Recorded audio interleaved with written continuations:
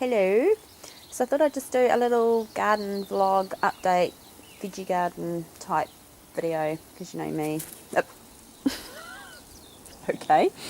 Garden freak. So we'll start over here. This is new. Well, not new. It's actually second hand. I got it cheap off Trade Me, and it's quite a decent size actually. It was $20. And we stuck it in the truck, brought it home, painted it, and it's made a fantastic raised bed. So anyway, in here we've got rhubarb, and I may have shown this before, have I? No, I didn't bother uploading that video. Sorry, brain fart. Celery, and these are capsicums, little baby ones that I've grew from seed, and they're actually growing. They've grown heaps in the last week or so. Growing up this teepee is runner beans, and there's a lettuce in there, and these all along the outside are marigolds, which help with keeping white butterfly and that sort of things at bay. And these little stones, these are actually river stones, and I got this idea out of a gardening magazine. And I just spray paint them with whatever colour spray paint I have on hand. Then just write on the name of the veggie, and then put a coat of clear varnish over top to keep them chip free and looking tidy. And yeah, they make really cool garden markers because you sometimes forget where you put things. So yeah, anyway, so that's that one. And then this one we've just decided to grow strawberries in, because it makes quite a good size strawberry grower. And you can see I've got some strawberries ripening up. And all these plants, well, not all of them, probably 80% of them are all like offshoots off the main plants that I brought last year, because strawberry plants send out runners.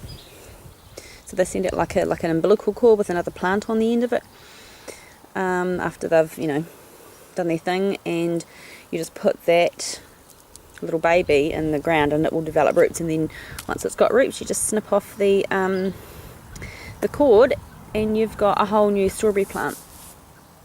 Wild strawberries don't do that, but these ones do. So basically you get free plants, so that's pretty awesome. And these are all my lovely blue cornflowers, which I haven't grown before, but because I normally grow black ones, but oh man, they're so gorgeous. I love the colour. Look at that, it's really cloudy today, so I wanted to get this video done before the wind came up. But yeah, so that's the bed that my husband made me last year. And then in the main veggie garden, it's my big rosemary bush, and around here we've got, that is a broccoli flower, which is one of my favourite veggies. It's a cross between a broccoli and a cauliflower. It's yummo. And cauliflower, and I think that's a cabbage. This is all silver beet. It's actually going to seed, so I need to I'll take a couple of plants out, but that's like such a good veggie for you. It's full of iron and minerals and whatnot. I think you guys call it Swiss chard. I'll show you that in a minute actually. So that's that. This is gherkins growing up this willow, what do you call them? Obelisk. And these are seeds as well that I've grown. I love pickled gherkins. Yummy. And that row there is all radishes, and there's just various mixed veggies. Down here, cabbages and cauliflower and that kind of thing. Corn in the back I need to get in here and weed, because weeds come up here just literally overnight. Garlic. And there's some more celery, and these are all shallots. And I've got marigolds and whatnot as well. It's a row of beetroot. We pickle that. That there is kale. And I don't know, that's there because I had no room to put it with the other ones. Oh, excuse me. Cat's over there acting like a freak.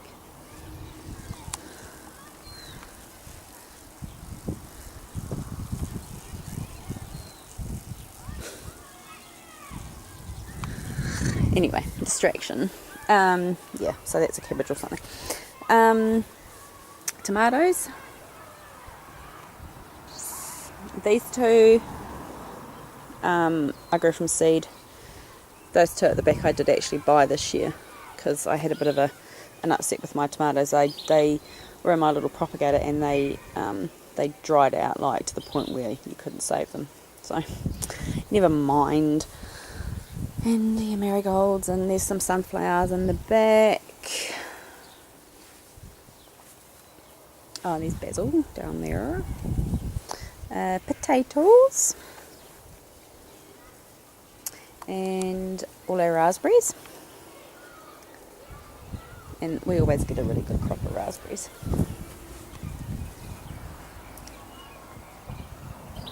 And then I finally have finished, well, pretty much finished, my bee garden that I've been doing, that I've been going on and on about, and then kind of it all came to a standstill. So we filled it up last weekend. We went and got a whole bunch of proper soil for it,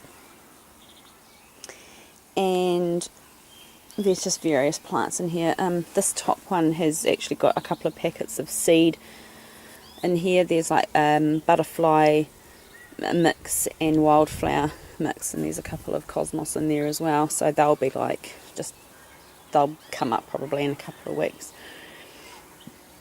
Oh, excuse me. And then there's just various things down here's borage and honesty and just bee friendly plants. So it looks a bit bare, but once they're all grown up it'll look fantastic.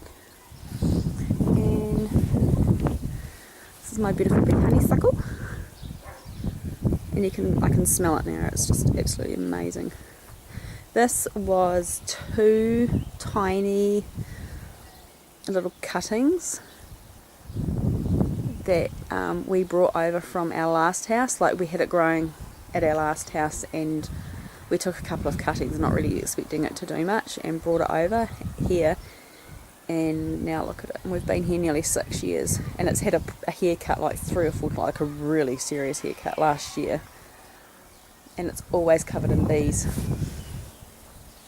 And if you've never smelled old-fashioned honeysuckle, then you seriously are missing out, because it is the most intoxicating smell. Just about shoved my face in a big bumblebee. It's absolutely gorgeous.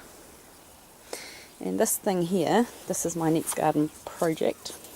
This is an old brazier. I have a fire pit now.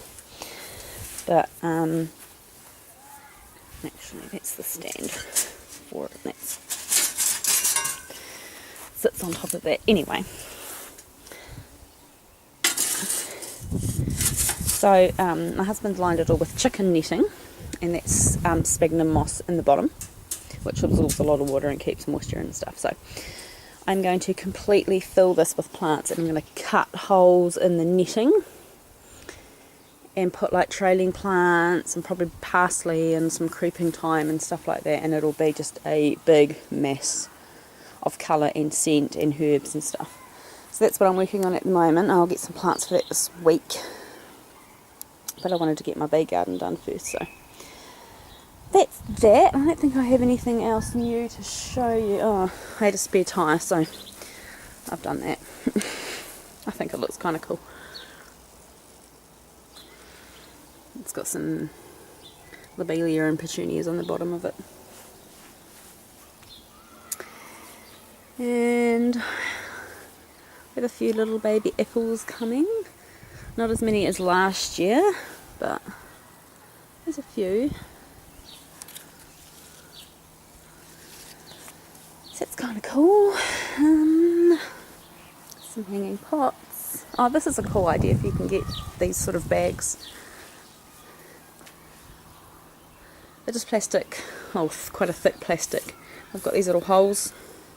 Get out and you just put the plants in and then just fill it up. Anyway, yeah, so hanging plants. And I always have heaps of flowers out by the conservatory. Every year I'm a bit obsessed with petunias, so I got this one on Beltane. It is absolutely stunning. I grow this one every year. It's a jet black, well, it's not actually jet black, it's a very, very almost black purple petunia, and you can't grow that from seed, you have to grow it from cuttings, so I'm going to do that and hopefully get some additional plants for free, because it's expensive to buy, like $10 each. And there's heliotrope down there, lettuces and bergamot. I think I've shown all that. So I want to show you this. If you are limited on space and you want to grow some veggies, then have a think about growing some in pots. These are tomatoes, and I actually brought this, but I'm going to collect the seed from the tomatoes. Excuse me, from the tomatoes, and see if I can grow my own. But there's 2 tomato plants in here, and they're creeping tomatoes, so they're perfect for growing in pots. And they're covered in flowers, and there is actually, yeah, there's a little tomato there. There's an orange cherry and a red one as well, I believe, 2 different varieties. And there'll be heaps and heaps of tomatoes on there, and look at all the flowers. So that's just another option if you're kind of limited on space, because I seriously run out of room every year. And I'm going to be harvesting some of these beautiful foxgloves, which are a baneful plant. I love this one. It's got like a blood red kind of speckled throat. I've got these all over the place. Another one there. Hello, Mr. B, Mrs. B. And these are my black sweet peas, which again are an extremely dark purple. Look at the colour of them. I have some of these growing in the witch garden, but man, they are stunning. Absolutely gorgeous. It's my big verbena.